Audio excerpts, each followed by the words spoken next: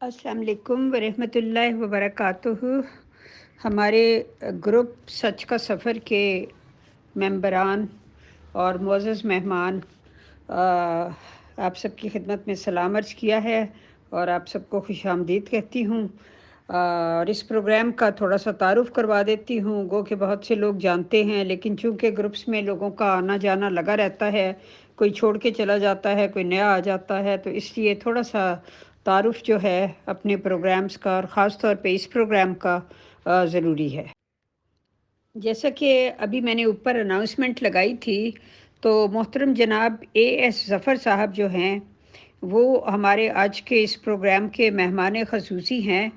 तो मोहतरम ज़फ़र साहब जो हैं, वो एक बुज़ुर्ग मेंबर हैं और अपनी उम्र के 80वें साल में हैं। और 1952 में वो रब्वा में आए थे और ज़ाहिर है उस वक्त बहुत यंग एज थी उनकी, और अब वो कनाडा में रिहाइश पजीर हैं और 1992 से वो कनाडा में रह रहे हैं। और उनके मिर्ज़ा रफ़ी अहमद साहब और मिर्ज़ा ताहिर अहमद साहब के साथ उनके पर्सनल ताल्लुकात भी रहे हैं, और उनकी फ़ैमिली के बाज़ अफराद यानी उनके बहन भाई वग़ैरह जो हैं, वो अभी तक रब्वा में मकीम हैं। मोहतरम एएस ज़फ़र साहब जो हैं, वो सच का सफ़र में अपनी यादें शेयर कर रहे हैं और आज उस सिलसिले का तीसरा प्रोग्राम है। तो यादें जो होती हैं, वो इंसान की ज़िंदगी का बहुत कीमती सरमाया होती हैं, चाहे वो खुशगवार हों और चाहे वो नाखुशगवार हों। और ये बहुत बड़ी बात होती है कि कोई इंसान अपनी ज़िंदगी में बज़बान खुद अपनी यादों का ज़ख़ीरा सुनने वालों के साथ शेयर कर जाए। शायरों ने यादों के हवाले से बहुत कुछ लिखा है, लेकिन इस वक्त मुझे एक तो फैज़ अहमद फैज़ साहब का शेर याद आ रहा है कि तुम्हारी याद के जब ज़ख्म भरने लगते हैं, किसी बहाने तुम्हें याद करने लगते हैं। और दूसरा एक और शेर जो मुझे फ़ौरी तौर पे याद आया, वो बशीर बदर साहब का है। वो फरमाते हैं, उजाले अपनी यादों के हमारे साथ रहने दो, न जाने ज़िंदगी की किस गली में शाम हो जाए। तो हम गनीमत समझते हैं कि जब तक ऐसे बुज़ुर्ग जो हमारे दरमियान मौजूद हैं, वो हमें अपनी ज़बान से अपनी कुछ यादें शेयर करें। तो मैं इनवाइट करती हूँ मोहतरम मोहतरम जनाब एएस ज़फ़र साहब को कि वो तशरीफ़ लाएं और जिस तरीके से भी और जहाँ से भी उन्होंने बयान करना है, वो बयान करना शुरू करें। तशरीफ़ लाइए प्लीज़। अस्सलाम वालेकुम रहमतुल्लाहि व बरकातुहू। मेरा कुछ तो तारफ़ करा दिया गया है, तो बाकी इसलिए ही मैं करा रहा हूँ, जो मैं पहले इसको इतना कोई ज़रूरी नहीं समझा था। लेकिन ये जो पिछले ग्रुपों में चंद अफराद का रवैया देख के फिर मुझे ये उसकी तफसील बताने की ज़रूरत पेश आई। सबसे पहले तो मैं सोशल मीडिया का मशकूर हूँ कि इस ज़माने में हमें ये सहूलत देखने को मुयस्सर आई, क्योंकि पिछले वक्तों में जिन दिनों हम जवानी में थे, उस वक्त ये चीज़ नहीं थी, और ख़बरें जो थीं वो एक से दूसरी जगह जाते जाते महीनों का सफ़र उनके लिए होता था, और बसा औक़ात साल का, तो वो ख़बरें पहुंचती नहीं थीं। तो अभी सोशल मीडिया के ज़रिए ये एक, इसको हम नेमत कह लें, तो जितना भी इसका शुक्रिया अदा किया जाए कि अब एक दूसरे से बात करनी बहुत आसान हो गई है। तो इसलिए ये है कि सोशल मीडिया के ज़रिए, और दूसरी बात यह है कि जो पुराना रिकॉर्ड होता है बाज़ किताबों का, पिछले वक्तों में लोग इन चीज़ों को वो कागज़ों पे होता था, और वो लिखा हुआ, और जिस वक्त तो कोई देखते थे कोई इसकी ज़रूरत हमें तकलीफ़ दे रही है, तो उसको ज़ाया भी कर दिया जाता था। तो इस तरह की हरकतें भी की जाती थी और लोग करते रहे हैं, हर ज़माने में होता रहा है। اور یہ جو تاریخ کے بارے میں تو سب دنیا جانتی ہے کہ یہ ہر بادشاہ نے اپنی مرضی سے لکھوائی ہے، تو اس کے بارے میں اتنا وثوق سے نہیں کہا جا سکتا جس کے اوپر ہم انحصار کر سکیں۔ تو اب بات آگے شروع کریں جو کرنے والی ہے، وہ یہ کہ جو باتیں میں پہلے نہیں بتا سکا تھا وہ یہ ہیں کہ کیونکہ پچھلے گروپ میں کچھ دوستوں نے حد سے بڑھ کر کچھ بات زبانی بھی کی۔ میں بہرحال ان کو اور کچھ نہیں کہنا چاہتا، یہ ان کی گھریلو تربیت تھی یا ان کے جماعت کی طرف سے تربیت تھی، کچھ بھی کہہ لیں، بہرحال ان کا اپنا قصور کم ہے اس میں۔ تو ان کو لیے میں بتا دوں کہ بھئی میں جب ربوہ میں تھا تو میں نے جو دینی تعلیم حاصل کی ہے وہاں ربوہ میں، تو میں نے کوئی معمولی اسٹوڈنٹ نہیں تھا۔ میرے آج بھی کلاس فیلو کو چند ایک ہیں جن کا میرے ساتھ رابطہ ہے، وہ بھی جانتے ہیں، وہاں سے تصدیق ہو سکتی ہے کہ میں نے دینی تعلیم میں ربوہ کا جو نظارت تعلیم ہے اس کے جو سب سے بڑا ان کا ادارہ ہے، اس میں 1959 میں 59 میں اور 1961 میں 2 دفعہ جو ہے فرسٹ ڈویژن میں امتحان پاس کیے ہیں، جن کا ریکارڈ میرے پاس موجود ہے ابھی بھی اگر کوئی دیکھنا چاہے۔ اس کے علاوہ تمام پاکستان بھر میں جو انصار اللہ کے دینی معلومات کے امتحانات ہوتے ہیں ان کے جماعت کے تحت، اس میں بھی میرا پاکستان بھر میں فرسٹ ڈویژن میں میں نے امتحان پاس کیے ہیں۔ علاوہ ازیں جب میں کینیڈا آیا ہوں یہاں پہ، تو یہاں آ کے بھی باقاعدہ ہر سال ہوتے ہیں، اور میرے پاس ہر سال کے لگاتار جو ہیں وہ تمام فرسٹ ڈویژن اور اس سے بھی اوپر جس کو A+ کہا جاتا ہے اس کے سرٹیفکیٹ موجود ہیں دینی معلومات میں۔ تو باقی میں اس کی تفصیل تھوڑی سی اور بھی بتاتا ہوں اس کے بعد کہ یہاں آ کے جو میں نے جماعت کی ڈیوٹیاں کی ہیں، کیونکہ بعض لوگ جو ہیں وہ جوش میں آ کر اپنے ہوش و حواس کھو دیتے ہیں، اور وہ مخالفت میں اس طرح کے الفاظ استعمال کرتے ہیں، کبھی کسی کو مرتد کہہ دیا، کسی کو کافر کہہ دیا، پتہ نہیں منافق کہہ دیا، کیا کیا کچھ کہہ دیا۔ یہ تمام آج کل کے پیداوار ہے، یہ ان لوگوں کو پتہ ہی نہیں، نہ ان کے پاس کوئی علم ہے، نہ کوئی ان کو تعلیم ہے، نہ تربیت ہے، کچھ بھی نہیں، تو یہ اس طرح کی حرکتیں کرتے ہیں۔ میں 1992 میں یہاں آیا تھا، تو یہ یہاں کی جماعت جو ہے کینیڈا کی، یہ جانتی ہے، آپ کہیں سے بھی اس کا تصدیق کر سکتے ہیں۔ میں 1992 سے لے کے 2010 تک جماعت کے ساتھ بڑا گہرا میں منسلک رہا۔ اس دوران میں نے یہاں جماعت کی ہر قسم کی ڈیوٹی کی ہے۔ مستقل طور پہ میں یہاں پہ امام مسجد رہا ہوں، امام الصلاۃ، نمازیں پڑھانی، جمعہ باقاعدہ پڑھانا، نماز تراویح پڑھانا، قرآن پاک کی کلاسیں جو ہیں وہ بچوں سے لے کے بڑوں تک، انصار اللہ تک، ہر ایک کی، پھر ان کے امتحانات کی نگرانی کرنا، یہ تمام کام میں باقاعدہ مسلسل کرتا رہا ہوں، یہ 1992 سے لے کے 2010 تک۔ تو باقی یہ آپ حساب لگا لیں اور اس کی تصدیق بھی کر لیں۔ تو میں نے یہ پہلے بات بیان کرنی کوئی اتنی ضروری نہیں سمجھی تھی، لیکن اب مجھے بیان کرنی پڑ رہی ہے، کیونکہ لوگوں کے رویے دیکھ کر کہ لوگ سمجھتے ہیں شاید میں کوئی کسی پتہ نہیں کس وجہ سے جماعت سے بازانہ ہو گیا ہوں۔ باقی رہی بات جماعت کو میں نے خود لکھ کے دیا تھا یہ 2010 میں، کیونکہ میں نے ایک لمبی تحقیق کرنے کے بعد، کتابوں کے مطالعہ کرنے کے بعد میرے علمی سوالات تھے، میں ان کے نام بھی بتا دیتا ہوں، جن جن مربیان کے ساتھ میری ملاقاتیں رہی ہیں، اور وہ میٹنگیں اکیلے نہیں ہوئیں بلکہ 20-25 لوگوں کے ساتھ بیٹھ کے میٹنگیں ہوئی ہیں یہاں پہ، اور جب ان کے پاس کوئی جواب نہیں تھا ان چیزوں کا، تو تب جا کے میں نے ان کو لیٹر لکھا کہ یہ بات ہے، اس لیے میں آپ سے الگ ہو رہا ہوں۔ میں نے ان کو 2010 میں خط لکھا تھا، اس خط کی کاپی میرے پاس موجود ہے، اگر کسی کو ضرورت ہو میں گروپ پہ لگا دیتا ہوں۔ تو رہی بات یہ ہے، یا یہ ہے جو بھی ان کے پاس تصدیق کا طریقہ ہے۔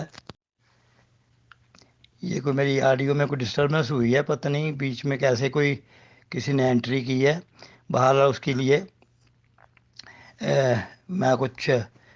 پھر کنفیوز ہو گیا ہوں، دوبارہ مجھے کرنا پڑ رہا ہے۔ تو میں یہ گزارش کر رہا تھا کہ میں نے 2010 میں ان کو جماعت کو لکھ کے دیا تھا ملک لال خان صاحب امیر جماعت کو کہ بھئی میرے یہ علمی سوال تھے جن کے لیے میں 1 سال تک انتظار کرتا رہا ہوں، اور فلاں فلاں مربیان سے میری باتیں ہوئی ہیں، اور یہ میٹنگیں جو ہیں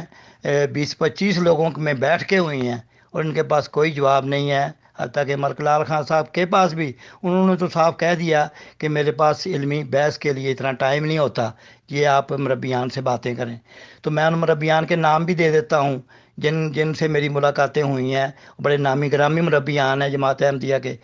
کسی کے پاس کوئی جواب نہیں تھا، تو پھر بالآخر مجھے یہ لکھنا پڑا، 1 سال ان کے پیچھے پھرتا رہا کہ یہ علمی سوال ہیں جو کتابوں میں یہ موجود ہیں، ان کے جوابات مجھے چاہیے۔ ہاں جی، کتابوں میں تحریف کے تھے، کچھ اور تھے باتیں، یہ ساری علمی تھی، اور یہ میں ان کو لیے کہہ رہا ہوں۔ جو لوگ الزام لگاتے ہیں کہ یہ لوگ بلا وجہ جماعت کو چھوڑ کے گئے ہیں یا جماعت نے ان کو نکالا ہے، لیکن یہ صریحاً غلط بات ہے۔ میں نے لیٹر لکھ کے ان کو دیا، اس کے بعد میں الگ ہو گیا، لیکن انہوں نے پھر باتیں پچھلے جو پروگرام میرے ہوئے ہیں اس کے بارے میں بہرحال میں ان لوگوں کا شکریہ ادا کرتا ہوں جنہوں نے بہت اچھے طریقے سے اس کو سراہا، اور انہوں نے پسند کیا، مجھے فون کیے انہوں نے، اور بعض جو تھے وہ اپنے بیچارے اپنی مجبوریوں میں، میرے وہ دوست ہیں احمدی جو اپنے آپ کو آج کہلاتے ہیں اور جماعت کے ساتھ ہیں، لیکن وہ ابھی تک وہ اوپن نہیں ہونا چاہتے، تو وہ پوشیدہ طور پر میرے ساتھ رابطے میں ہیں اور میرے ہمدرد بھی ہیں، اور انہوں نے اس چیز کو سراہا بھی، کسی نے اس کو غلط رنگ میں نہیں سوچا، سوائے اس کے کہ جو 1-2 تھے، ایک وہ ہمایوں صاحب تھے کوئی، اور ایک کوئی اور تھے جنہوں نے وہ عورتوں کے پروگرام کے اوپر بھی تنقید کی تھی، مجھے ان کا نام تو یاد نہیں، بہرحال وہ خود ہی سمجھ جائیں گے اگر پروگرام سنتے ہوں گے کہ یہ عورتیں جھوٹ بول رہی ہیں، اس طرح کے انہوں نے ریمارک دیے تھے کہ وہ مجلس شورا کے وہ نمائندے رہے ہیں 15 سال تک، اور انہوں نے اس کی اپنی وہ بڑی اپنے منہ سے تعریف کی تھی، تو اس کے بارے میں بھی میں بات کھول دیتا ہوں اور ان کو ابھی بھی چیلنج کر دیتا ہوں۔ تو یہ جو لوگ ہیں ان کو آخر میں نے دیکھیں 80 سال جو ہے میری عمر ہے، اور میں نے 70 سال جماعت کے ساتھ ایکٹیو ممبر کے گزارے ہیں جی، جیسے میں پہلے بتا چکا ہوں کہ یہاں کا کینیڈا کی جماعت میں جو ٹورنٹو میں رہ رہا ہوں، اور یہاں جماعت کا ہر کام 24 آور میں نے ہر وقت اپنے آپ کو وقف رکھا کہ کوئی بھی ان کا کام ہو اس کے لیے میں فوراً حاضر ہو جاؤں، اور ان کا ہر کام جو ہے میں نے کیا ہے۔ تو بہرحال یہ جو لوگ اٹھ کے آج سوال کرنے والے ہیں، اس طرح کے مرتد اور یہ اس طرح کے جو القابات دینے والے، ان لوگوں کی تو تربیت ہی نہیں، تعلیم نہیں، ان کو تو جماعت نے صرف نعرے لگانے کے لیے رکھا ہوا ہے کہ بس اور کچھ نہ کرو، آ کے تو نعرے لگا دیا کرو، بس اس سے زیادہ ان کو نہ تعلیم دی ہے، نہ تربیت ہے، نہ ان کو ضرورت ہے اس بات کی۔ تو یہ ان کی وہ فوج ہے، ان کی جو خلیفہ ثانی نے وہ جس کا آپ نے بھی ذکر سنا ہوگا، ایک وہ فرقان فورس کا ذکر جو تھا، وہ پاکستان جب بنا تھا ان دنوں میں انہوں نے تیار کی تھی، بلکہ ایک اس کا ہی ایک اس سے پہلے 1914 میں انہوں نے شروع کی تھی مجلس انصار کے نام سے۔ تو یہ جو ہے ان کے تو میں بہرحال ان کی کوئی اور مخالفت نہیں کرنی چاہتا، بلکہ ان کو جو ہمدردانہ مشورہ دینا چاہتا ہوں کہ یہ میرے عزیز ہیں، مجھے ان سے کوئی مخالفت نہیں، بلکہ کسی سے بھی مجھے کوئی رنجش، کوئی اناد، کوئی کسی قسم کا بغض نہیں ہے، کوئی کچھ نہیں ہے۔ آج بھی میرے سوالات وہیں کے وہیں ہیں، اگر کوئی اپنے آپ کو بڑا عالم سمجھتا ہے تو میں اس کے آگے رکھ دیتا ہوں۔ اس وقت تو 1 سال انتظار کیا، لندن تک انہوں نے رابطے بھی کیے،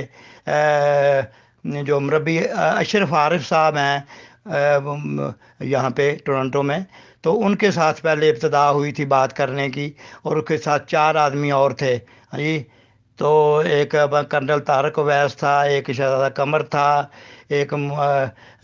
محترم نصیر احمد خالد تھے، ایک اس طرح یہ جو نام مجھے یاد ہیں فوری طور پر، یہ لوگ تھے جن کے روبرو ایک مکان میں بیٹھے ہوئے ان سے بات کا آغاز کیا گیا تھا، اور وہ بیچارے معذرت کر کے اٹھ کے چلے گئے تھے، انہوں نے کوئی، حالانکہ وہ 1 گھنٹہ بیٹھے رہے، باتیں اور طرح کی کرتے رہے، لیکن جو اصل موضوع پہ انہوں نے بات کرنے سے معذرت کر لی کہ یہ میں لندن سے پوچھ کے آپ کو جواب دے سکتا ہوں، میرے پاس ان کے جوابات نہیں ہیں۔ وہ اگر آج بھی اس سے بات سے منکر ہوں تو میں دوبارہ ان کے سامنے ملنے کو تیار ہوں ان کو۔ وہ تو جماعت سے علیحدگی کے بارے میں تو میں نے مختصر سے ہی آپ کو بتایا ہے، وہ اگر تفصیل جس کو چاہیے ہو وہ میرے ساتھ رابطہ کر سکتا ہے، تو میں ویسے ہی ان کے ساتھ دوبارہ میٹنگ میں جانے کو تیار ہوں ہر وقت۔ تو بہرحال وہ تو آپ کو حوالہ دیا ہے، تو اس کے بعد آتی ہے بات اصل موضوع کی طرف، کیونکہ وہ تو میں نے جو لوگ غلط قسم کی خبریں اڑا رہے ہیں کہ جماعت چھوڑنے والے جو ہیں وہ طرح طرح کے ان کو القابات سے نوازا جا رہا ہے، تو پلیز میں ان کو کہتا ہوں کہ برخوردار آپ بعد میں پیدا ہوئے ہیں، آپ کا جماعت کے ساتھ کوئی تعلق نہیں ہے، آپ صرف نعرے لگانے سے زیادہ نہ آپ نے کوئی علم حاصل کیا ہے۔ آپ کو چاہیے تھا کہ حضرت مسیح موعود کی کتابیں پڑھتے، ان کو پڑھتے، کیونکہ یہ گروپ کے اوپر میں دیکھ رہا ہوں کہ عرصے سے دیکھ رہا ہوں، آج کی بات نہیں ہے، بہت عرصے سے دیکھ رہا ہوں، یہ گروپ بننے سے پہلے بھی بہت سارے اور گروپوں میں وہ لوگ جو حوالہ جات لگا رہے ہیں کتابوں سے نکال کے، اور کتابوں کے پیج لگا رہے ہیں، تو اس کے اوپر آپ کو صحیح معقول جواب دینا چاہیے۔ لیکن چونکہ آپ نے کبھی تعلیم حاصل نہیں کی، آپ نے کبھی کوئی کتاب نہیں پڑھی، یہ تمام حوالہ جات صحیح ہیں، درست ہیں، وہ ایسے نہیں انہوں نے کتابیں خود نہیں لکھی ہوئیں، وہ مرزا محمود صاحب کے خطبے ہیں، ان کے بیانات ہیں جگہ جگہ پہ، اور بھی چند ایک اور بھی ہیں جو ابھی تک وہ میرے سامنے نہیں آئے، حالانکہ لوگوں نے بے شمار خطبات لگا دیے ہیں۔ ہاں جی، وہ زیادہ تر وہ فوکس کرتے ہیں یا وہ فرانس اوپرا والی بات کو، تو یا کچھ دوستوں نے جو مرزا محمود صاحب کے وہ حوالہ جات لگائے ہیں، جو ہٹلر اور مسولینی کے ساتھ ان کو جو ان کا رول ماڈل سمجھتے تھے مرزا محمود، لیکن چونکہ ٹھیک ہے ان کی عمر تھوڑی ہے، انہوں نے تحقیق نہیں اتنی کی، وہ بات تو بالکل 100% ہے، اس پہ نہیں اعتراض کر رہا، لیکن میں مزید ایک اور تحقیق کی بات کر رہا ہوں جو میں نے کی ہے۔ وہ تحقیق یہ ہے کہ آپ بھی اس کے اوپر ذرا زور آزمائی کر کے دیکھ لیں کہ مرزا محمود کا ایک رول ماڈل مغلیہ خاندان مغلیہ کا اکبر بادشاہ بھی تھا، کیونکہ اکبر بادشاہ کی اگر آپ ہسٹری کو پڑھیں تو آپ کو واضح ہو جائے گا کہ اکبر بادشاہ نے حکومت کرنے کے لیے ایک کیا انوکھا قدم کیا تھا۔ وہ انوکھا قدم یہ کیا تھا کہ اس نے بہت سارے جو وہاں پہ ہندو راجے مہاراجے تھے جن کی بہت ساری عوام میں پذیرائی تھی، ان کی بیٹیوں سے یا ان کی بہنوں سے شادیاں کی تھیں، ہاں جی، تاکہ وہ سارے لوگ جو ہیں میرے ماتحت ہو جائیں اور میرے خلاف کوئی۔ کچھ دوستوں نے جو مرزا محمود صاحب کے وہ حوالہ جات لگائے ہیں، جو ہٹلر اور مسولینی کے ساتھ ان کو جو ان کا رول ماڈل سمجھتے تھے مرزا محمود، لیکن چونکہ ٹھیک ہے ان کی عمر تھوڑی ہے، انہوں نے تحقیق نہیں اتنی کی، وہ بات تو بالکل 100% ہے، اس پہ نہیں اعتراض کر رہا، لیکن میں مزید ایک اور تحقیق کی بات کر رہا ہوں جو میں نے کی ہے۔ وہ تحقیق یہ ہے کہ آپ بھی اس کے اوپر ذرا زور آزمائی کر کے دیکھ لیں کہ مرزا محمود کا ایک رول ماڈل مغلیہ خاندان مغلیہ کا اکبر بادشاہ بھی تھا، کیونکہ اکبر بادشاہ کی اگر آپ ہسٹری کو پڑھیں تو آپ کو واضح ہو جائے گا کہ اکبر بادشاہ نے حکومت کرنے کے لیے ایک کیا انوکھا قدم کیا تھا۔ وہ انوکھا قدم یہ کیا تھا کہ اس نے بہت سارے جو وہاں پہ ہندو راجے مہاراجے تھے جن کی بہت ساری عوام میں پذیرائی تھی، ان کی بیٹیوں سے یا ان کی بہنوں سے شادیاں کی تھیں، ہاں جی، تاکہ وہ سارے لوگ جو ہیں میرے ماتحت ہو جائیں اور میرے خلاف کوئی مخالفت کا شائبہ بھی نہ رہے۔ تو یہی حرکت جو تھی مرزا محمود نے خلیفہ بنتے ساری کی، میں اس کی تفصیل تھوڑی سی وہ بھی ابھی بتا سکتا ہوں۔ میرے پاس جو ہے یہ خزانہ تو بہت بڑا ہے، یہ تو آپ کو چاہے 20 پروگرام بھی کر لیں تو وہ بھی ختم نہیں ہوگا۔ اب عقلمند لوگ یہ بات تو سمجھ گئے ہوں گے کہ مولوی نور الدین صاحب کی بیٹی کا رشتہ لینے کے لیے ان کو کیا تکلیف تھی، کیوں ان کو اتنی جلدی تھی۔ وہ اس لیے کہ مولوی نور الدین صاحب کے مرید جو تھے پورے ہندوستان میں جو تھے وہ جماعت احمدیہ سے زیادہ تھے، جماعت احمدیہ کو تو کوئی جانتا ہی نہیں تھا، تو مولوی نور الدین صاحب کے تو یہ جو ہے انہوں کا یہی حربہ تھا کہ تاکہ وہ مولوی نور الدین صاحب کے جتنے مرید ہیں وہ میری مخالفت نہ کریں اور میری خلافت کی راہ میں روک نہ بنے۔ اسی طرح اس کے آگے چلتے جائیں تو جو باقی جتنی تھی انہوں نے شادیاں کیں۔ ابھی میں ان کی اگر تفصیل بتاؤں گا تو آپ کو صرف اسی پہ ٹائم 1.5 گھنٹے کا ختم ہو جائے گا۔ وہ خود آپ اس کی تفصیل نکال لیں کہ جتنی انہوں نے شادیاں کیں، اس کے بعد فٹافٹ اگلے سال کی، پھر دوسرے 2 سال بعد کی 7 شادیاں کیں انہوں نے، تو وہ سارے ان بزرگوں کے ساتھ کیں جو مسیح موعود کے ساتھ جو ان کے ہم اثر تھے، ان کے ساتھ کیں، اسی لیے کہ جن جن کا دیکھا کہ ان کا ان کے مریدین میں کافی ہلکا ان کا احباب ہے اور ان کا اثر و رسوخ ہے، تاکہ وہ لوگ بھی اسی طرح میرے زیر اثر آ جائیں۔ تو اس طرح کر کے انہوں نے اپنی 7 شادیاں جو تھیں وہ کیں۔ ہر ابھی بھی ان کا پروگرام اور تھا، لیکن میرا خیال ہے اور کوئی ان کو وہاں جب نہیں ملا تو پھر اس کے بعد ان کو پھر فرانس جانا پڑا۔ اب اس موضوع کو یہ میں نے آپ کو حوالہ دیا ہے، جو لوگ چاہتے ہیں اس کی تو وہ تحقیق کر لیں کہ ان کی باقی شادیوں کا کیا حال تھا اور کیسے ہوئیں۔ چند ایک سوالات اور بھی ہیں ذہن میں جو یہاں پہ لوگ اکثر میرے ساتھ جو ہے ذاتی طور پہ کرتے رہتے ہیں، بعض ڈسکشن ہوتی رہتی ہے، شاید ان کو بھی ذکر کرنا پڑے۔ اچھا، تو اب آتی ہے ربوہ کی وہ پرانی یادیں، تاکہ وہ لوگ یہ نہ اس کے بارے میں کہیں۔ اب جس وقت میں وہاں ربوہ اسکول میں داخل ہوا تھا 1952 میں، تو اس وقت ہمارا کچا اسکول ہوتا تھا یہاں پہ آج کل ریلوے اسٹیشن ہے، ان دنوں وہی ریلوے اسٹیشن کے سامنے، ریلوے اسٹیشن کے بالکل سامنے جو وہ لڑکیوں کا اسکول ہے اس کے اور اس اسٹیشن کے درمیان میں، تو یہ تمام کچی عمارتیں تھیں اس وقت۔ سکول بھی کچا تھا اور اس کے ساتھ ہی ملحقہ خلیفہ ثانی کے جو آج قصر خلافت ہیں، یہ وہ قصر خلافت وہاں ہی ہوتے تھے، کچے مکان ہوتے تھے ریلوے لائن کے ساتھ ساتھ کچے مکان تھے اس کے خلیفہ صاحب کے بھی۔ اور جہاں پہ آج کل وہ آپ لوگ جو لوگ ربوہ کو جانتے ہیں کہ ایک یادگار چوک اماں جان کے نام سے ہے وہاں لنگر خانے کے پاس، وہاں پہ اماں جان کا وہ کمرہ تھا جس میں اماں جان رہتی تھیں وہی کچے مکانوں میں، تو یہ اماں جان کے کمرے کی جگہ پہ وہ بنایا گیا ہے وہ یادگار چوک جو ہے۔ اچھا، اسی طرح جو ہے ہسپتال تھا، تو ہسپتال بھی اس کا ہسپتال کا نام نور ہسپتال تھا اور اس کے اندر ایک کچی سی مسجد تھی چھوٹی سی ہوتی۔ تو یہ تمام کچی عمارتیں تھیں اس وقت یہ اسی میں ہی قصر خلافت تھا، اسی میں ہی سارا کچھ تھا کچے۔ ابھی بعد میں جو اس کو انہوں نے تبدیلیاں کیں تو اس کی میں ابھی بات بتاتا ہوں۔ اب اگر آپ تاریخ کا مطالعہ کریں تو آپ کو پتہ چل جائے گا کہ قادیان میں ایک لائبریری تھی، اس کا نام تھا امتلئی لائبریری، اور اس کے بعد ایک اور وہاں پہ جو ہسپتال تھا، وہاں پہ جو کلینک ٹائپ، وہ بھی وہاں پہ مولوی نور الدین صاحب کے نام پہ تھا، نور ہسپتال۔ اب انہوں نے شروع میں آ کے یہاں پہ اسی طریقے پہ، تاکہ وہی جو بات میں پہلے پچھلی اپنا آڈیو میں کر چکا ہوں کہ انہوں نے مولوی نور الدین صاحب کے حلقہ احباب کو اپنے ساتھ رکھنے کے لیے، تاکہ وہ ہم سے بازدار نہ ہو جائیں، یہ چلاکی کی کہ پہلے تو ان کے نام استعمال کیے، یہ یہاں ربوہ کے ہسپتال کا نام بھی نور ہسپتال رکھا گیا اور یہ لائبریری کا نام بھی امتلئی لائبریری رکھا گیا۔ لیکن بعد میں جب انہوں نے دیکھا وہ 1956 میں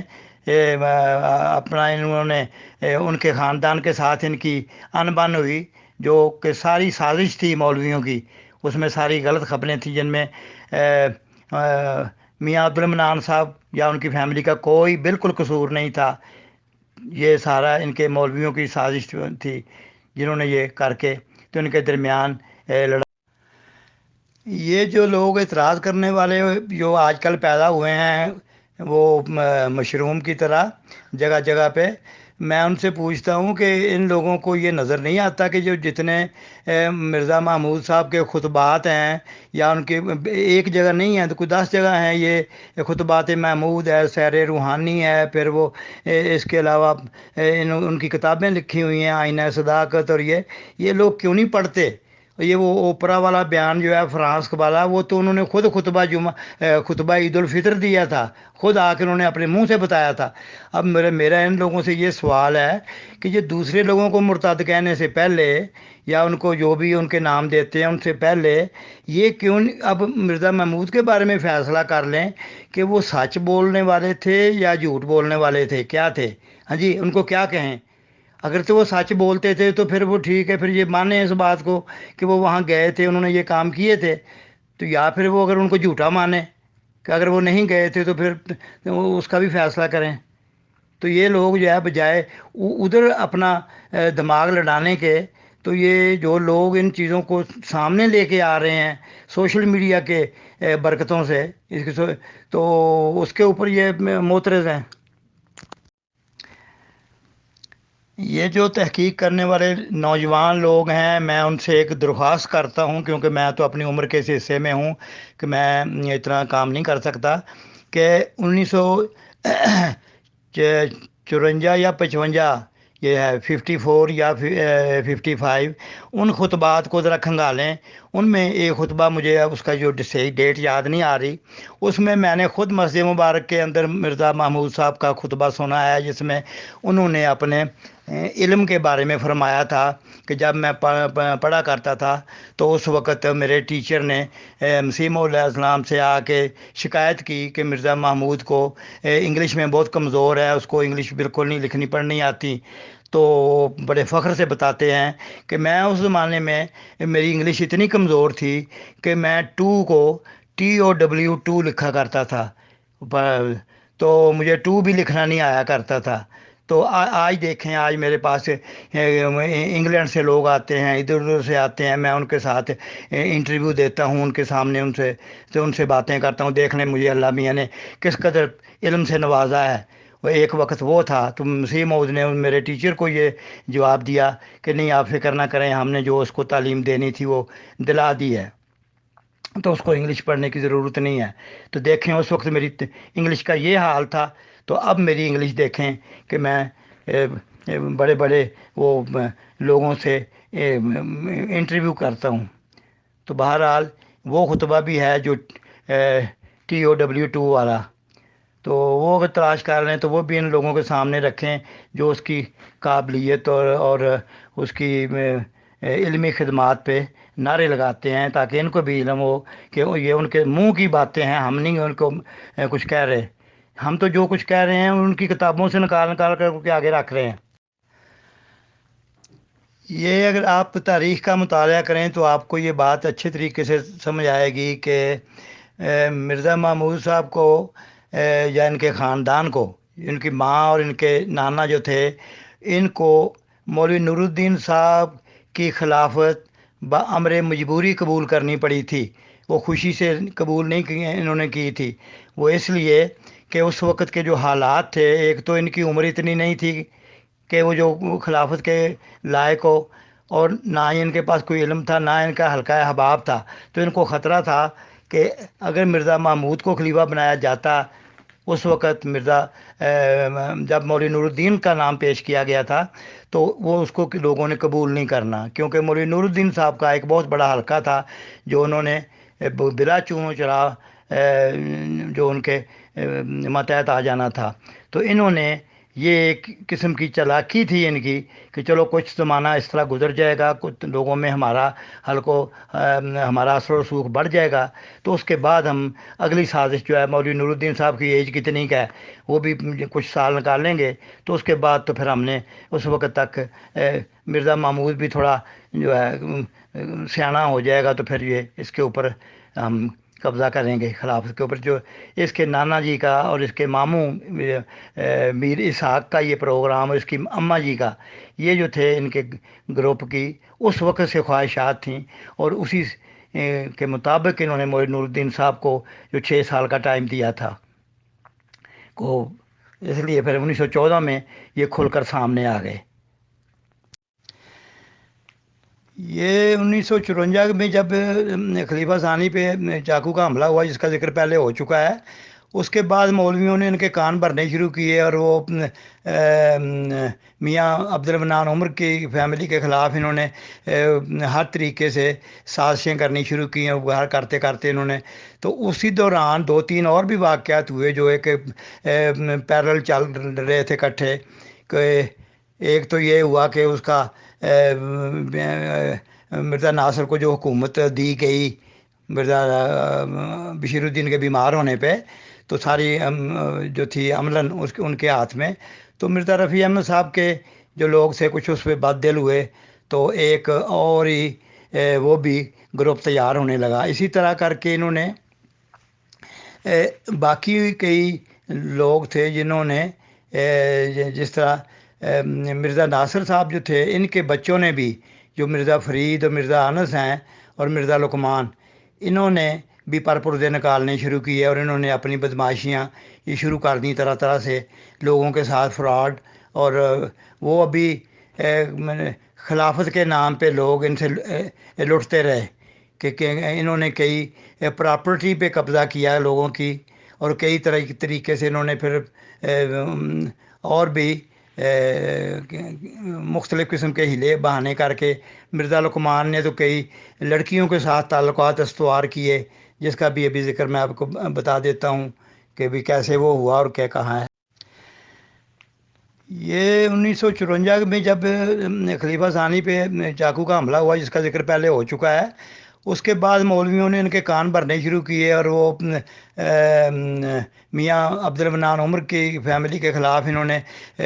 ہر طریقے سے سازشیں کرنی شروع کی ہیں، وہ کرتے کرتے انہوں نے تو اسی دوران دو تین اور بھی واقعات ہوئے جو ایک پیرل چل رہے تھے اکٹھے کہ ایک تو یہ ہوا کہ اس کا مرزا ناصر کو جو حکومت دی گئی مرزا بشیر الدین کے بیمار ہونے پہ، تو ساری جو تھی عملاً ان کے ہاتھ میں، تو مرزا رفیع احمد صاحب کے جو لوگ تھے کچھ اس پہ بد دل ہوئے، تو ایک اور ہی وہ بھی گروپ تیار ہونے لگا۔ اسی طرح کر کے انہوں نے باقی کئی لوگ تھے جنہوں نے جس طرح مرزا ناصر صاحب جو تھے، ان کے بچوں نے بھی، جو مرزا فرید اور مرزا انس ہیں اور مرزا لقمان، انہوں نے بھی پردے نکالنے شروع کیے اور انہوں نے اپنی بدماشیاں یہ شروع کر دیں، طرح طرح سے لوگوں کے ساتھ فراڈ، اور وہ ابھی خلافت کے نام پہ لوگ ان سے لٹتے رہے کہ انہوں نے کئی پراپرٹی پہ قبضہ کیا لوگوں کی، اور کئی طریقے سے انہوں نے پھر اور بھی مختلف قسم کے ہیلے بہانے کر کے مرزا لقمان نے تو کئی لڑکیوں کے ساتھ تعلقات استوار کیے، جس کا بھی ابھی ذکر میں آپ کو بتا دیتا ہوں کہ بھی کیسے وہ ہوا اور کیا کہاں ہے۔ اب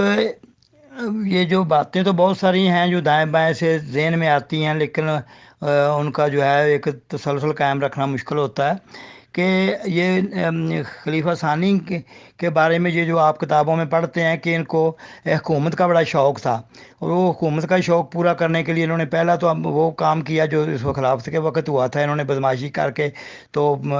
اس کے بعد آگے آتی ہے بات، انہوں نے حکومت حاصل کرنے کے لیے کیا کیا ہاتھ پاؤں مارے کہ جن لوگوں کو پتہ ہے یا نہیں تو ابھی پتہ کر لیں کہ انہوں نے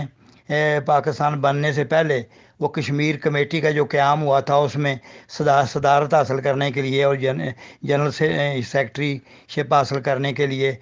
اس میں شامل ہوئے، اور اس میں عملی طور پر حصہ لیا۔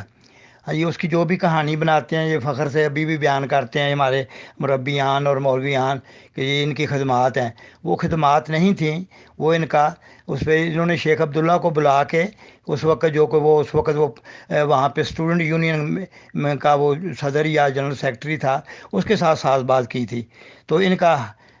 وہ ہر ممکن طریقہ یہ تھا کہ کسی نہ کسی طریقے سے حکومت میں کہیں سے حصہ کو مل جائے اس کے بعد انہوں نے آگے آ کے پھر پاکستان میں داخل ہونے کے بعد پہلے تو قائد اعظم سے رابطہ کیا، قائد اعظم کے ساتھ اس کو اپنی وفاداریاں جتلائیں کہ جی میں اپنی وفاداریوں کو، جس کا یہ اپنی تاریخ میں بتاتے ہیں کہ جی یہ ہم نے پاکستان بنانے میں خلیفہ ثانی نے یہ کردار ادا کیا، لیکن ان کی منافقت کی انتہا یہ ہے کہ اگر انہوں نے وہ قائد اعظم کے ساتھ سنسیئر تھے، مخلص تھے، تو مجھے یہ بتایا جائے کہ چوری ظفر اللہ خان جو ان کے یار غار تھے، جو ان کے رازداں تھے، جو ان کو فرانس اوپرا میں لے کے جا سکتے تھے، تو کیا وہ ان کی مرضی کے بغیر وہ کام کرتے تھے؟ چوری ظفر اللہ خان جو تھے وہ تو انہوں نے قائد اعظم کا جنازہ کیوں نہ پڑھا؟ قائد اعظم کے جنازے کے وقت وہ پیچھے کیوں کھڑے رہے؟ یہ ان کی وفاداری تھی۔ یہ احمدی حضرات، یہ ایک جو پاکستان بننے کی جو ہے بڑی اس میں خدمات گناتے ہیں، اور اس میں ایک فرقان فورس کا ذکر کرتے ہیں۔ اچھا جی، ابھی پہلے کشمیر کمیٹی کا ذکر ہوا تھا، پھر فرقان فورس کا۔ ابھی فرقان فورس بھی قائد اعظم کو صرف اپنی وفاداری کا یقین دلانے کے لیے انہوں نے کوئی بمشکل 150 لوگوں کا، جو گاؤں سے لوگوں بھرتی کیے تھے، ادھر ادھر کے وہ لوگ تھے، ان کو انہوں نے وہ بھرتی کر کے انٹرینڈ قسم کے لوگ، ان کو انہوں 150 لوگوں کا ایک کی نفری وہاں پہ کشمیر میں بھجوائی، تو اس کو جو فرقان فورس کا نام دیتے ہیں۔ یہ تمام حربے جو تھے وہ اسی لیے تھے کہ کسی نہ کسی طریقے سے جو ہے ہمیں ایک تو حکومت پاکستان جو ہے وہ ہماری وفاداریوں پہ مطمئن ہو جائے، اور ہمیں کوئی نہ کوئی حصہ مل جائے، کیونکہ اس کے بعد آگے بھی واقعات ہیں اس کے ساتھ جو منسلک ہیں، کہ انہوں نے آگے آ کے کس طرح اپنی احمدیوں میں اسلحہ ٹریننگ کی ایک مہم شروع کی، اس کے بعد اسلحہ خریدنے کی شروع کی۔ ربوہ میں ایک احمدیہ رائفل کلب کا قیام کیا، وہ اس کے آثار آج بھی ربوہ میں موجود ہیں، اور اسلحہ کی خریداری، یہ تمام جو واقعات ہیں وہ آگے آتے ہیں کہ ان کے عزائم کیا تھے۔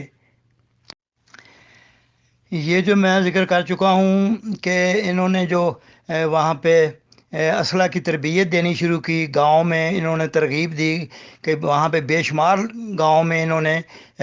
پیغامات بھجوائے کہ لوگ فوجی ٹریننگ کریں۔ آخر اس کی کیا ضرورت تھی؟ یہ پاکستان بننے کے بعد کی باتیں ہیں، اس وقت کیا ضرورت تھی ان کو؟ یہ صرف اپنی جماعت کے لیے تیاری کر رہے تھے کہ کسی وقت جب موقع ملے گا تو اس وقت ہم اس کو استعمال کریں گے۔ پھر وہاں پہ ربوہ میں جو رائفل کلب بنایا گیا، وہ رائفل کلب جو ہے وہ باب الابواب جو محلہ ہے اس میں پہاڑیوں کی دامن میں آج بھی اس کے آثار موجود ہیں، جو ہم نے اس وقت دیکھے ہیں کہ وہاں پہ جو خدام کو ٹریننگ دی جاتی تھی۔ تو بہرحال اس کے مقاصد کیا تھے؟ یہ سوچنے کی، یہ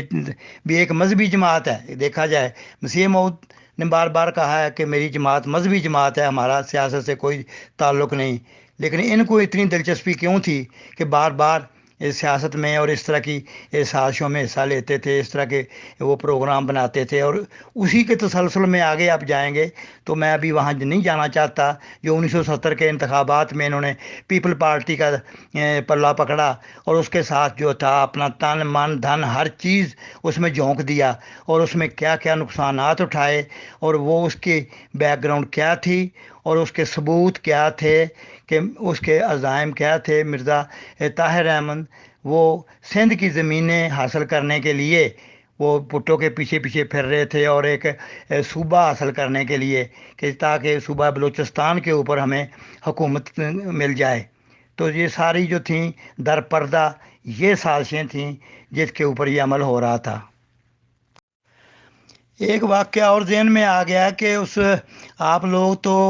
اکثر فرانس اوپرا کی بات کرتے رہتے ہیں، تو وہ تو ایک بات پرانی ہو گئی ہے۔ تو آگے وہ جو ایک آپ نے مثال سنی ہوگی کہ کہتے ہیں نا کہ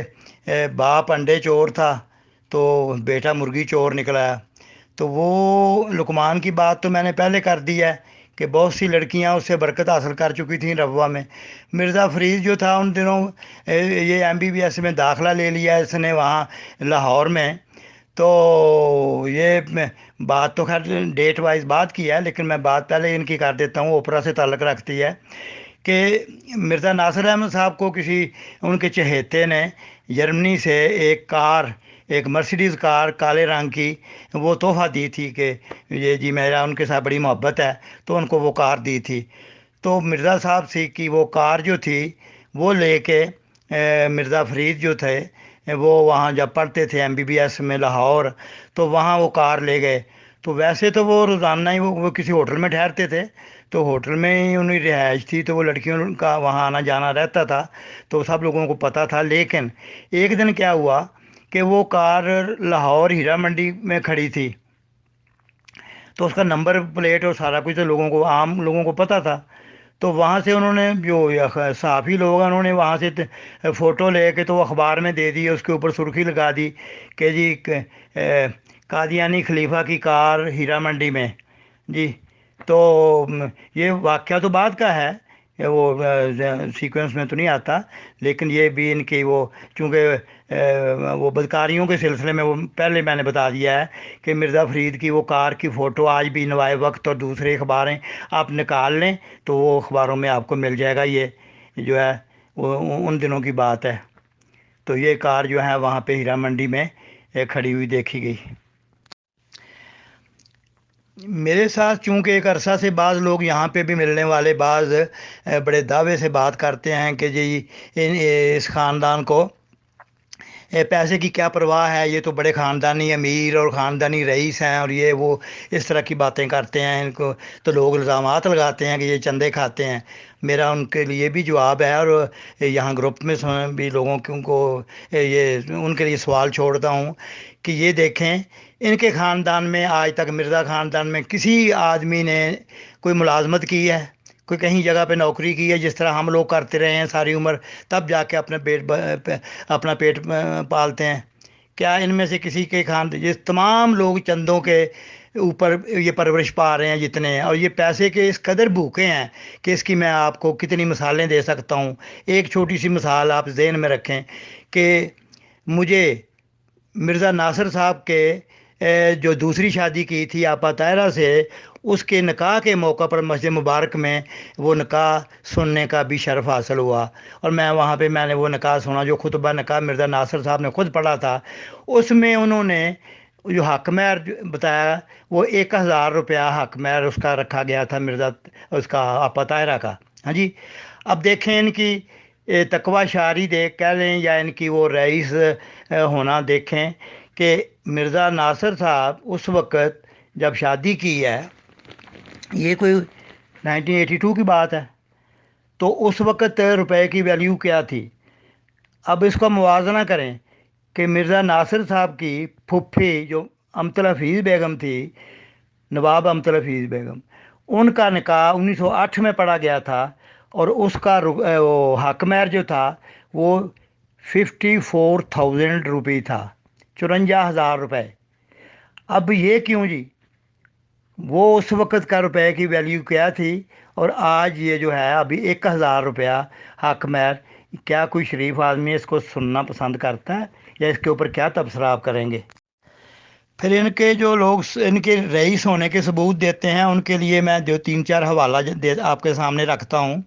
کہ آپ دیکھ لیں کہ پہلے مسیح موعود علیہ السلام نے اپنی زندگی میں براہین احمدیہ لکھی تھی، تو اس کے لیے انہوں نے لوگوں سے ایڈوانس وہ پیسے مانگے تھے کہ میرے پاس اس کے لیے وہ خرچہ نہیں ہے، تو میں آپ کو کتابیں دے دوں گا۔ بہرحال اس کی تفصیل آپ خود پڑھ لیں وہاں سے۔ اچھا، تو اگر اس کے بعد آتی ہے بات آگے کہ جب مسیح موعود کی وفات ہوئی تھی تو ان کے جنازے کے پاس بیٹھ کے اماں جان نے تمام اولاد کو اکٹھے کر کے تو ان کو ایک چھوٹا سا لیکچر دیا تھا۔ اس میں یہ کہا تھا کہ بے اے بچوں، تمہارے والد کوئی کسی قسم کی جائیداد نہیں چھوڑ کے گئے، تو ان کے لیے صرف آپ کے لیے دعاؤں کا خزانہ چھوڑ کے گئے ہیں، تو آپ کا جو ہیں اس لیے آپ یہ اس بات کو ذہن میں رکھیں۔ اچھا، تیسرا جو ہے حوالہ اس کا یہ ہے کہ مرزا محمود صاحب جو ہیں وہ 1941 کا ان کا خطبہ ہے، ان کی صحیح ڈیٹ بھی میں دے دوں گا۔ تو 1941 کا خطبہ ہے، اس میں وہ کہتے ہیں کہ جی جب مسیح موعود کی وفات ہوئی تو صدر انجمن احمدیہ کی جو میٹنگ ہوئی، اس میٹنگ میں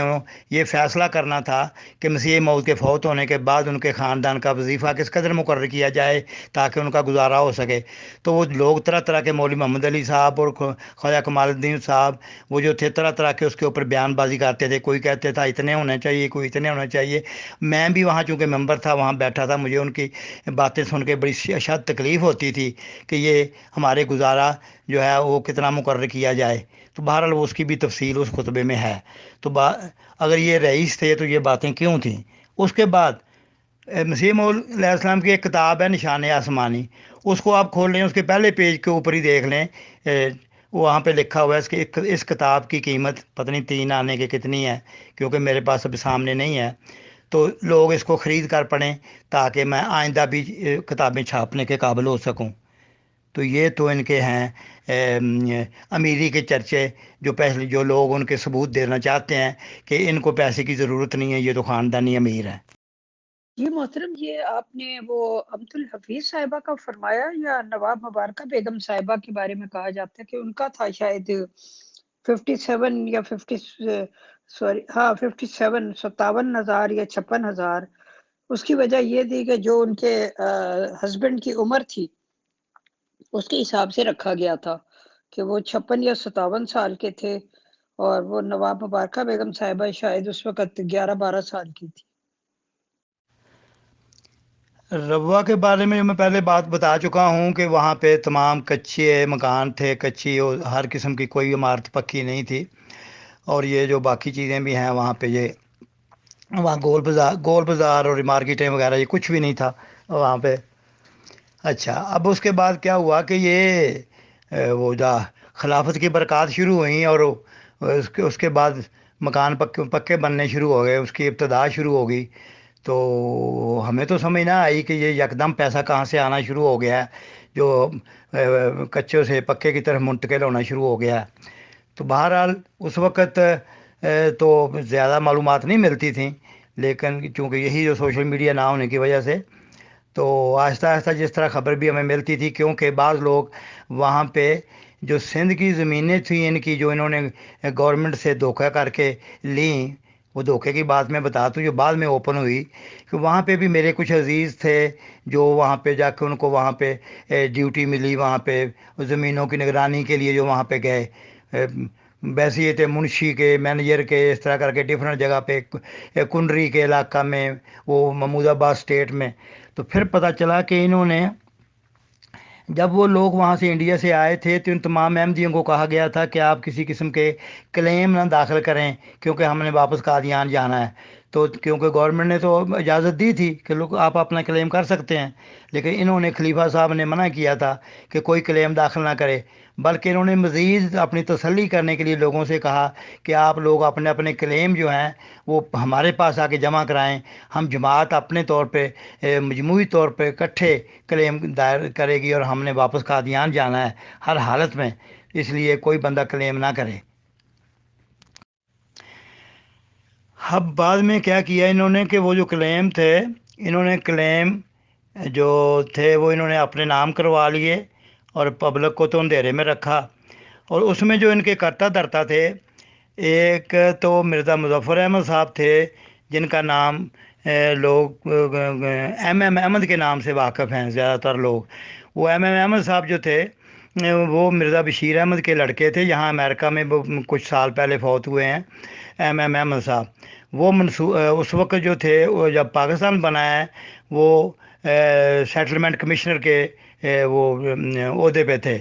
تو انہوں نے ان کے تھرو یہ سارے کام یہ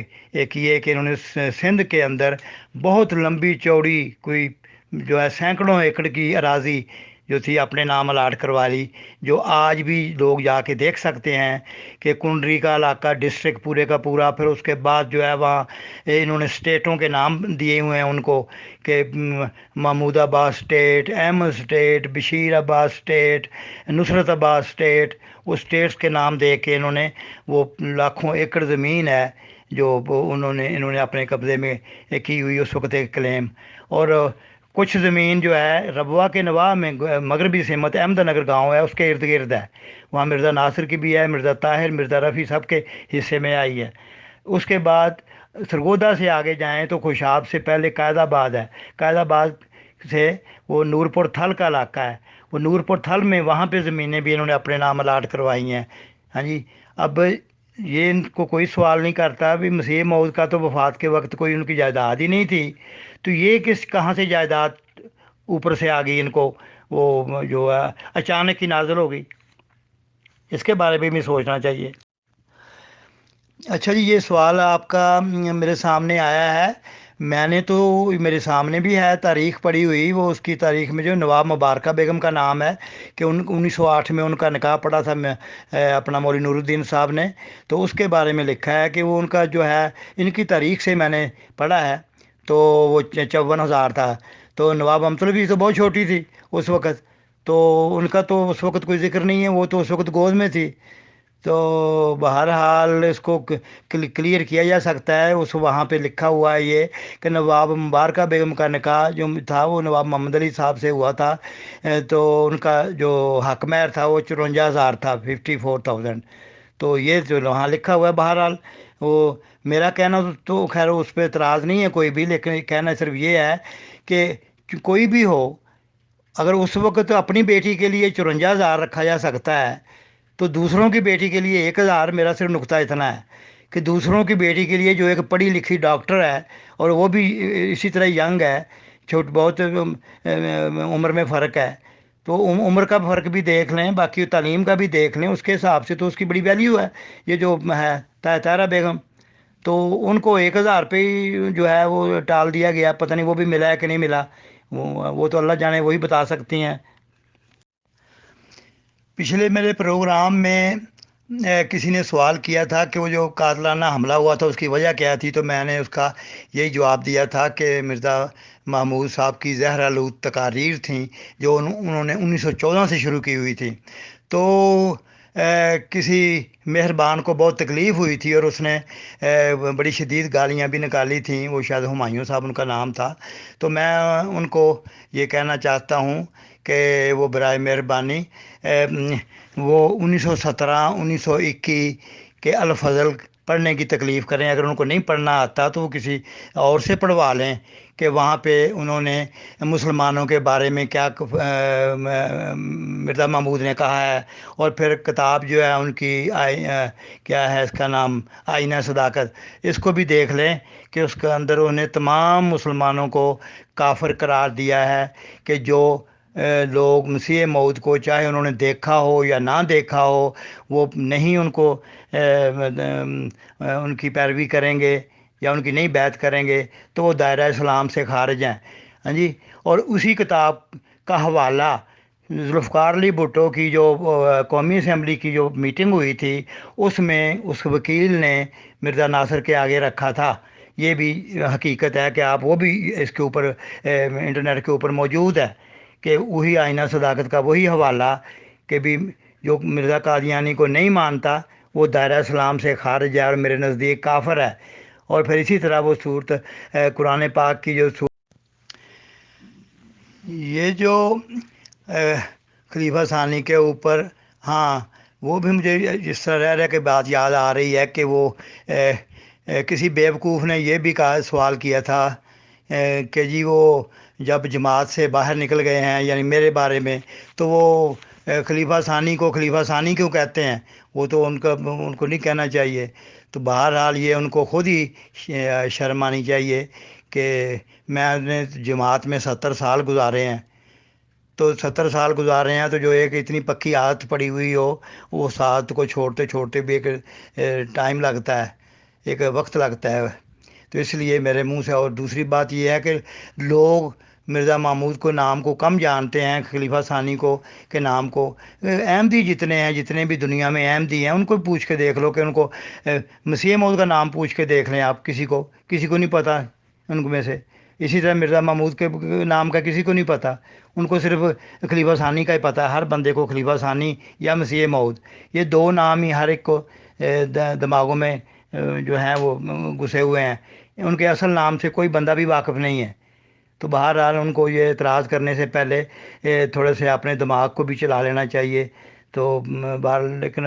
کیا کریں، ان بیچاروں کو اگر اتنی عقل ہوتی تو یہ کوئی کتابیں پڑھ لیتے یا یہ جو حوالے دیکھ لیتے تو اب بھی اس کے اوپر سوچتے۔ جیسا کہ میں شروع میں اپنے انٹرویو کے شروع میں بھی بتا چکا ہوں کہ میں یہاں پہ جماعت کی خدام الاحمدیہ کی اور انصار اللہ کی کلاسیں لیتا رہا ہوں، ان کے دینی ان کے کہ ان کا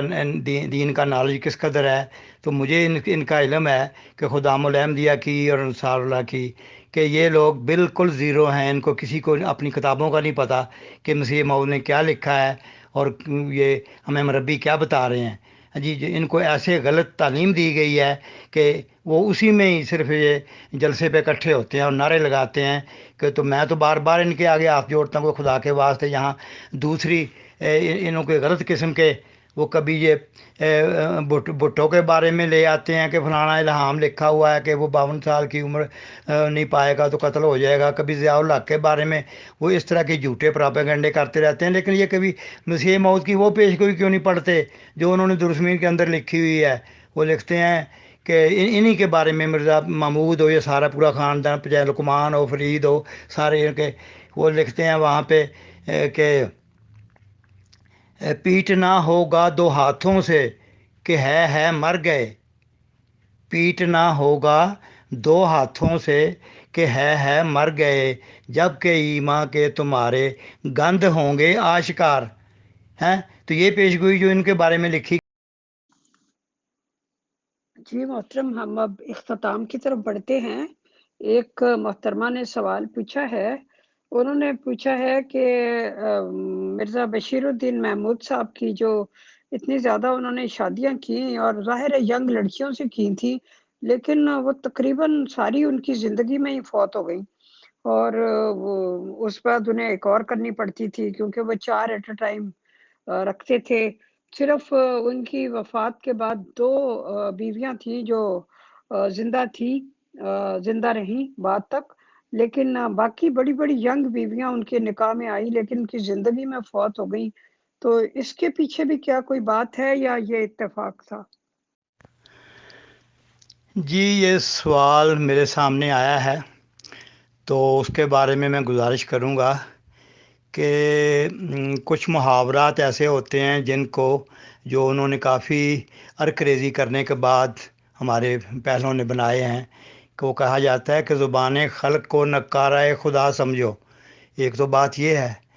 اب جہاں تک وہ امت الحی بیگم جو تھی, جو ان کی دوسری شادی تھی,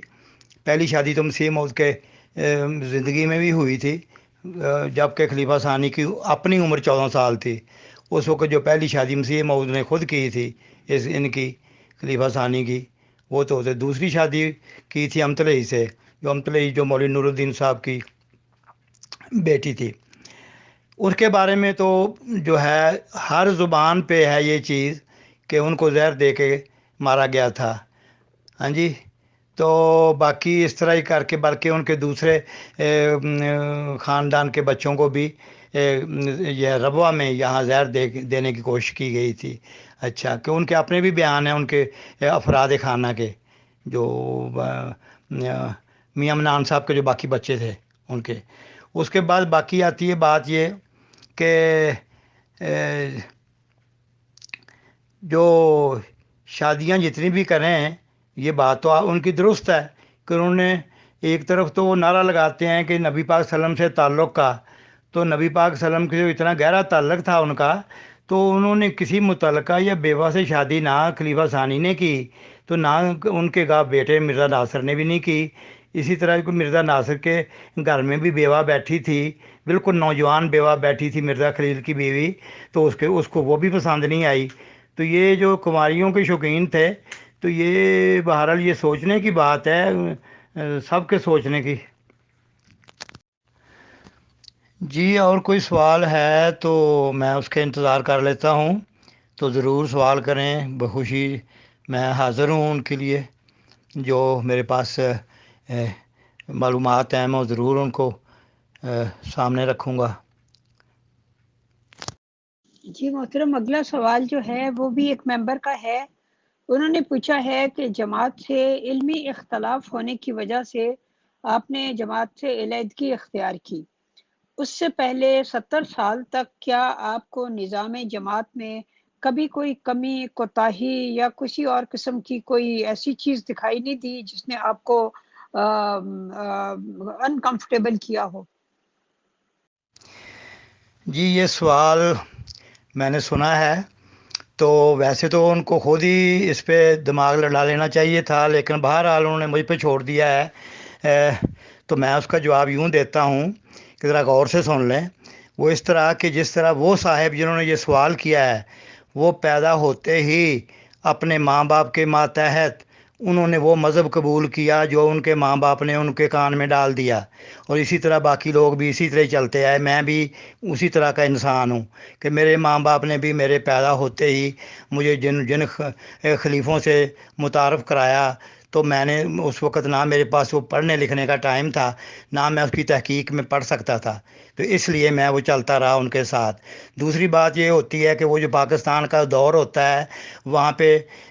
ڈنڈے کا غلبہ ہوتا ہے، کہ وہاں پہ ماں باپ کا ڈنڈا اس قدر شدید ہوتا ہے کہ ماں باپ کا ڈنڈا بھی سر پہ ہوتا ہے، اور پھر ادھر بھی خلیفہ کا بھی ڈنڈا سر پہ ہوتا ہے۔ تو ان ڈنڈوں کے درمیان میں سے ہماری سوچ جو ہے وہ کام نہیں کرتی، تو وہ جیسے بھی ہے کولو کے بیل کی طرح انسان چلتا رہتا ہے اسی کی چیز کو لے کر بھی جو ماں باپ کہہ رہے گا۔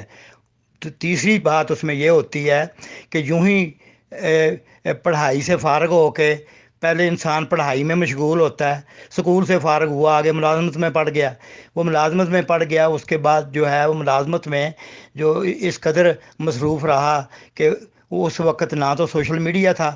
نہ یہ سہولتیں تھیں۔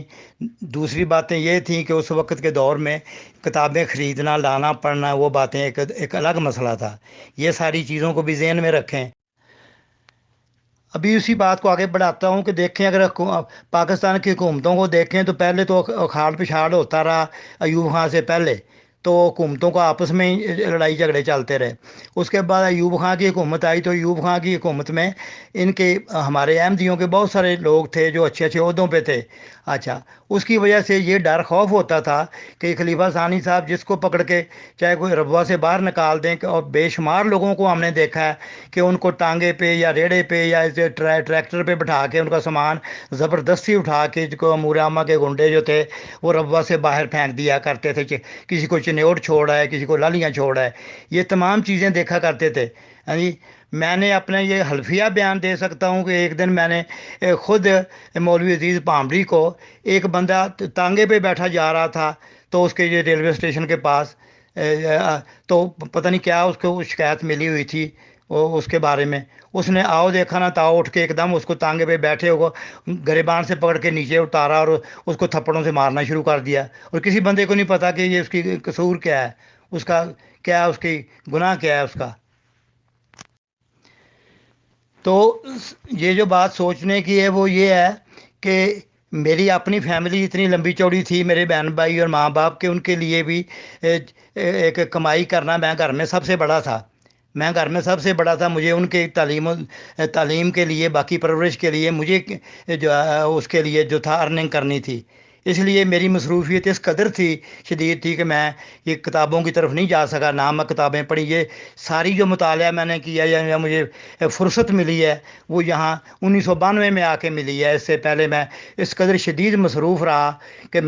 مجھے وہ میرے کوئی نہ وسائل تھے، نہ کوئی میرے پاس اور کوئی سہولت تھی میرے پاس، تو اس لیے مجھے سب کچھ نظر آیا، دیکھا ہر کوئی، لیکن ہم بول نہیں سکتے تھے۔ اب یہاں آج ہی دیکھ لیں، جو لوگ یہ سوال کرتے ہیں آج ہی دیکھ لیں کہ آج یہ احمدی کہ یہ ہماری جماعت کیا کرتی ہے، کہ جو کچھ کام کرتی ہے، اگر کوئی بندہ بولتا ہے اس کے ساتھ کیا سلوک کرتی ہے۔ ہاں جی، اب میرے رشتہ دار سارے کٹ گئے ہیں ان کی وجہ سے، ہاں جی، کہ جی ان کو جماعت سے نکال دیا گیا ہے۔ بھئی یہ بات جو ہے، اب کوئی رشتہ دار یہ نہیں پوچھتا کہ اس کی وجہ کیا ہوئی ہے۔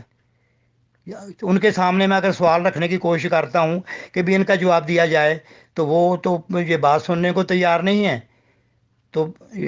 بندہ خدا بات یہ ہے کہ یہ برائیاں اس وقت بھی نظر آ رہی تھیں، لیکن ان کے اظہار کی کوئی جگہ نہیں تھی کہ کس کے سامنے جا کے روئیں۔ ہمارا تو اس وقت میں مختصر سا یہ بتا سکتا ہوں کہ وہ اس قدر وہ ظالمانہ وہاں پہ حکومت تھی، ربوہ کے اندر اور خلافت کے اندر بھی سارے کچھ، کہ ہماری حالت تو وہ تھی کہ جیسا کہ کسی شاعر نے لکھا ہے نا کہ ہم نے چاہا تھا کہ حاکم سے کریں گے فریاد، ہم نے چاہا تھا کہ حاکم سے کریں گے فریاد، وہ تو کم بخت تیرا چاہنے والا نکلا۔ وہ بھئی ہم کس سے بات کریں جا کے، تو یہاں کے جتنے مربی مولوی امیر یہ سارے جتنے ہیں یہ سارے ہی تو ان کے ہیں، ان کے جو ہیں یہ وظیفہ خوار ہیں۔ اب کون سپورٹ کرنے والا؟ ہمارے تو اپنے ماں باپ ہمارا ساتھ نہیں دے رہے تھے ہیں، ہمارے جو ہیں باقی جو چچا تایا وہ ساتھ نہیں دے رہے تھے، تو ہم تنے تنہا کون بندہ ان سے ٹکر لے سکتا ہے؟ امید کرتا ہوں کہ ان کی تسلی ہوگی اور وہ خود اپنے دماغ سے بھی سوچیں۔ تو بہرحال اگر اور مزید ان کو کوئی تسلی تشفی نہ ہوئی ہو تو وہ میرے ساتھ رابطہ کر سکتے ہیں، میں حاضر ہوں۔ میرے ساتھ بہت لوگ ٹیلی فون پہ بھی میرے ساتھ اپنی جو ہے بات چیت کرتے رہتے ہیں،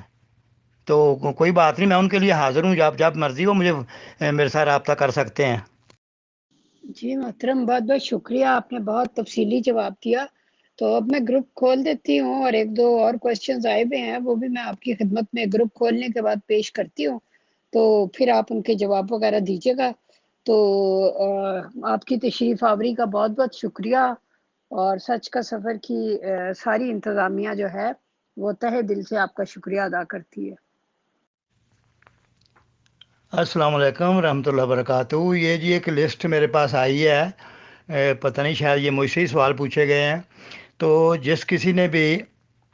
یہ سوال مجھے بھیجے ہیں، مجھے بھی ان سے ایک درخواست کرنی ہے۔ وہ یہ کرنی ہے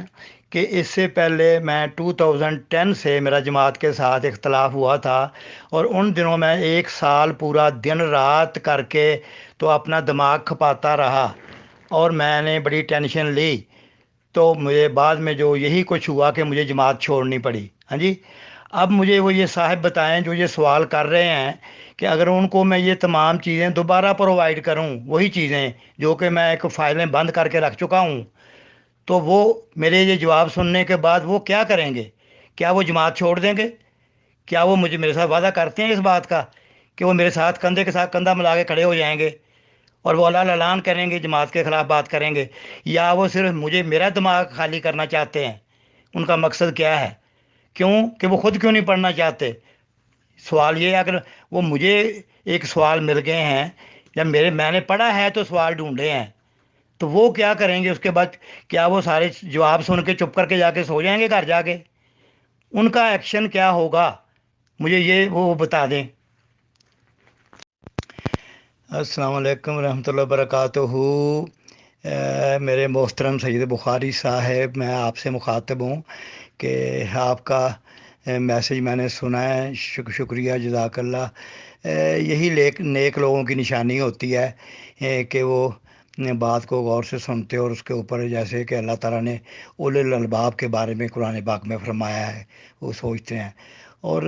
ان لوگوں کو جو یہ اوٹ پٹانگ باتیں کرتے ہیں، ان کو بھی یہ سوچنا چاہیے۔ پہلے بھی شروع میں بھی میں بتا چکا ہوں کہ یہ لوگ، یہ جن کو سوشل میڈیا ایک نعمت کی شکل میں ان کے ہاتھ میں آیا ہے کہ ان کو بیٹھے بٹھائے گھروں میں ان کو لوگ حوالہ جات مہیا کر رہے ہیں، یہ انہی کی کتابوں سے ہیں، کسی نے کو خود لکھ کے تو نہیں بھیجے۔ تو یہ اگر علم حاصل کرنا چاہتے ہیں، جو لوگوں سے زبانی سوال پوچھنا چاہتے ہیں، تو سوشل میڈیا کے یہ تمام کلپ جو ہیں دیکھ لیا کریں، ان کو دیکھا کریں، اور آگے آگے ان کو جب ایک کتاب کا حوالہ دیا جاتا ہے تو وہاں اس کو کھول کو باقی کو بھی پڑھ لیا کریں۔ لیکن یہ لوگ ایک ہی آدمی کی یا دو آدمیوں کی ڈیوٹی لگا دیتے ہیں اور اس کے اوپر سوالوں کی بھرمار کر دیتے ہیں۔ بھئی تمہیں جو لوگ یہ بتائی گئی ہیں باتیں، وہ جیسے سیانے لوگ کہتے ہیں کہ دیگ میں سے ایک دانہ چکھا جاتا ہے، باقی دیگ کا پتہ چل جاتا ہے، تو باقی بھی آپ کر لیں، کوئی آپ بھی ہمت کریں۔ تو یہ بہرحال جو ہے آپ کا شکریہ بہت بہت کہ آپ نے توجہ سے سنا، اور آپ نے جو ہے میری حوصلہ افزائی بھی کی کہ میں اس عمر میں، کہ میری عمر کا بھی خیال رکھا کہ اس عمر میں کہ انسان کو اس کی صحت کے بھی مسائل ہوتے ہیں، اور اس کے علاوہ بھی اور بہت سے مسائل میں ہیں، تو پھر بھی آپ لوگوں کے کہنے پہ یہ چیزیں میں آپ کو دے رہا ہوں۔ تو مجھے کیا ضرورت پڑی ہے کہ میں اس وقت جھوٹی کہانیاں بیان کرتا پھروں؟ کیا آپ کو ان لوگوں کو، یہ جو لوگ میرے پہ اعتراض کرتے ہیں، تو میں ان کے لیے… جی ظفر بھائی، آپ اس واقعی اس عمر میں اتنی محنت کرنا اور چیزوں کو دوبارہ سے پیچھے جا کے ان کو ان یادوں کو تازہ کرنا اور پھر کتابوں سے جو صحیح معلومات ہے وہ بھی ڈھونڈ کے مہیا کرنا، یہ کوئی تھوڑا کام نہیں ہے۔ ہم بالکل بہت ہی اچھی طریقے سے یہ بات جانتے ہیں کہ اس کے لیے کتنی محنت اور مشقت درکار ہوتی ہے، اور جو لوگ یہاں پہ آ کے ایک جو بھی جیسا بھی پروگرام کیا جائے اس کے اوپر کوئی نہ کوئی نیگیٹو کمنٹ کر کے چلے جاتے ہیں، اگر ان کو خود کہا جائے کہ آئیں 1 گھنٹہ 1.5 گھنٹہ بیٹھیں اور بیان کریں اور ہمارے سوالوں کے جواب دیں، یا جو کچھ پیش کیا گیا ہے اگر آپ کہتے ہیں کہ وہ سب کچھ غلط ہے یا جھوٹ ہے، تو کم از کم کتابوں سے حوالوں سے لا کے اس کی جو صحیح پکچر ہے، جو آپ کے ذہن میں صحیح پکچر ہے۔ جی اجالا بہن، آپ کا یہ میں نے پیغام سنا، آپ نے بہت ہی انصاف سے بات کی ہے۔ شکریہ، جزاک اللہ کہ آپ نے بالکل صحیح اور سچی بات کی ہے اور لوگوں کو آئینہ دکھانے کی کوشش کی ہے کہ ان لوگوں کی حالت یہ ہے کہ آپ دیکھیں کہ یہ لوگ باقی اپنے کاموں کے لیے اگر کسی کے ساتھ ان کا کوئی معاملہ ہو، کوئی لین دین کا معاملہ ہو، یا ایون کوئی بازار میں کوئی 10 روپے کی چیز خریدنے جائیں تو اس کے لیے گھنٹہ گھنٹہ یہ تکرار بھی کریں گے، بحث بھی کریں گے، ان کے ساتھ جو ہے دام اوپر نیچے کرنے کے لیے، یا اور دیگر معاملات میں کئی کئی گھنٹے صرف کریں گے۔ لیکن یہ مذہبی معاملات میں یہ خلیفے کے پاس جاتے ہوئے یہ اس وقت سر جھکا کے سامنے بیٹھ جائیں گے، کبھی ان کے منہ پہ کوئی سوال نہیں آیا۔ وہاں پہ جا کے جائیں گے تو جا کے خلیفے سے یہی سوال کریں گے کہ حضور آپ کے پاس کتنے گھوڑے ہیں، اور گھوڑوں کے نام کتنے ہیں، اور انہوں نے کتنے بچے دیے ہیں۔ یہی کچھ ان کے پاس سوال ہوتے ہیں، اس سے زیادہ ان کے پاس کوئی اور نہیں ہوتا، اس سے بڑھ کر سوال۔ یا آپ کیا کہیں ان کو کہ یہ کبھی نہیں انہوں نے پوچھا کہ حضور یہ جو چندے اتنے ہوتے ہیں، یہ چندوں کا حساب دیا جائے۔ ہاں جی، کہ مولوی نور الدین صاحب کے وقت کی بات ہے، مسیح موعود کے زمانے کی بات ہے کہ انہوں نے ایک بڑا رجسٹر رکھا ہوتا تھا جس پہ انہوں نے سامنے سب لوگوں کے سامنے کہ یہ جو بندہ ادھر آئے تو یہ آگے رجسٹر کو ملاحظہ کر لے، اس کے اوپر چندوں کا، آمد کا اور خرچ کا حساب لکھا جاتا تھا، روز کا روز نامچہ اس کو کہتے تھے۔ تو آج ابھی کہاں گیا ہے؟ اب یہ لوگ کیوں نہیں پوچھتے اس کو، خلیفہ صاحب کو؟ تو بہرحال ان کے پاس ایک یہی کچھ ہے کہ انہوں نے جو فضول باتیں کرنے کے لیے ان کے پاس بہت ٹائم ہے، لیکن کام کی بات انہوں نے نہیں کرنی۔ تو بس یہ یہی ہے۔ اچھا، اللہ تعالیٰ ان کو ہدایت دے جی۔ السلام علیکم زائدہ، بہت بہت شکریہ آپ کا، آپ نے بہت قیمتی کتابیں شیئر کی ہیں۔ یہ کتابیں تو واقعی میرا مطلب ہے یونیک ہیں اس لحاظ سے کہ یہاں اویلیبل نہیں ہوتی، تو تھینک یو ویری مچ، آپ نے بہت فیاضی سے گروپ میں شیئر کر دی ہیں، تو انشاءاللہ ان کو سیو کر لیں گے اور ضرور پڑھیں گے۔ Thank you very much. جی شکریہ۔ اس کا میں نے وہ لگا بھی دیا ہے کہ کہاں سے سٹارٹ ہوتا ہے یہ قصہ نا، وہ اوپر میں نے لگایا ہے، تو آپ اس کو پڑھیں۔ اور دوسری ایک دو کتابیں ہیں جو کمال الدین و اتمام النعمت، وہ بھی دونوں کتابیں میں شیئر کرتی ہوں تھوڑی دیر میں۔ اور یہ جو زائدہ آپ نے لگایا وہ تو چلیں پیج انشاءاللہ پڑھیں گے ہی، لیکن یہ جو دنیا کے بارے میں جو کچھ احادیث میں آیا تھا، اور جو اللہ تعالیٰ نے قرآن پاک میں دنیا کو جو مثال دی ہے، اور جس طرح سے نبی کریم صلی اللہ علیہ وآلہ وسلم کی بے حساب حدیثیں ہیں جو اس کے اوپر ہیں، اور باقی بھی جو مطلب ہے کہ اولین دور کے جو لوگ تھے انہوں نے اس دنیا سے بچنے کی کتنی تلقین کی تھی، لیکن اب ہم دیکھتے ہیں کہ بڑے بڑے دیندار کہلانے والے لوگ بھی اس دنیا میں گلے گلے تک جو ہیں وہ ڈوبے ہوئے ہیں۔ تو میں نے بھی جب یہ دنیا کے بارے میں بہت کچھ پڑھا تھا قرآن پاک میں اور بہت احادیث، تو ایک نظم لکھی تھی جس کا نام تھا سیانے بھی جہاں لٹ جائیں وہ بازار ہے دنیا، تو وہ میں یہاں پہ شیئر کرتی ہوں۔ اور یہ جو زائدہ آپ نے لگایا وہ تو چلیں پیج انشاءاللہ پڑھیں گے ہی، لیکن یہ جو دنیا کے بارے میں جو کچھ احادیث میں آیا تھا، اور جو اللہ تعالیٰ نے قرآن پاک میں دنیا کو جو مثال دی ہے، اور جس طرح سے نبی کریم صلی اللہ علیہ وآلہ وسلم کی بے حساب حدیثیں ہیں جو اس کے اوپر ہیں، اور باقی بھی جو مطلب ہے کہ اولین دور کے جو لوگ تھے انہوں نے اس دنیا سے بچنے کی کتنی تلقین کی تھی، لیکن اب ہم دیکھتے ہیں کہ بڑے بڑے دیندار کہلانے والے لوگ بھی اس دنیا میں گلے گلے تک جو ہیں وہ ڈوبے ہوئے ہیں۔ تو میں نے بھی جب یہ دنیا کے بارے میں بہت کچھ پڑھا تھا قرآن پاک میں اور بہت احادیث، تو ایک نظم لکھی تھی جس کا نام تھا سیانے بھی جہاں لٹ جائیں وہ بازار ہے دنیا، تو وہ میں یہاں پہ شیئر کرتی ہوں۔